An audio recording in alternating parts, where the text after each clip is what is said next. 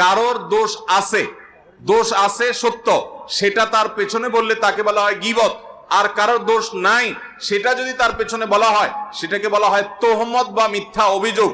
এই গীবতের অপরাধের ভয়াবহতা কত বেশি আমরা জানি। নবী সাল্লাল্লাহু আলাইহি ওয়াসাল্লাম মেরাজে গীবতকারীর শাস্তি কেমন হবে সেই মক শাস্তি জাহান্নামে তাকে আল্লাহ দেখিয়েছেন।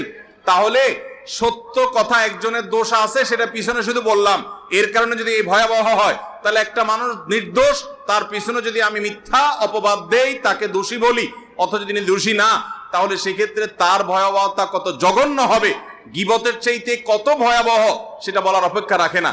আল্লাহ তাআলা কোরআনে কারিমে এই জাতীয় কাজ যারা করে তাদের সম্পর্কে বলেছেন, তাহসাবুনাহু হাইয়িনা, তোমরা কারোর চরিত্র নিয়ে প্রশ্ন তোলো, মিথ্যা কথা বলো, এটাকে তোমরা হালকা জিনিস মনে করো, ওয়া হুয়া ইনদাল্লাহি আযীম, অথচ এটা আল্লাহর কাছে অনেক বড়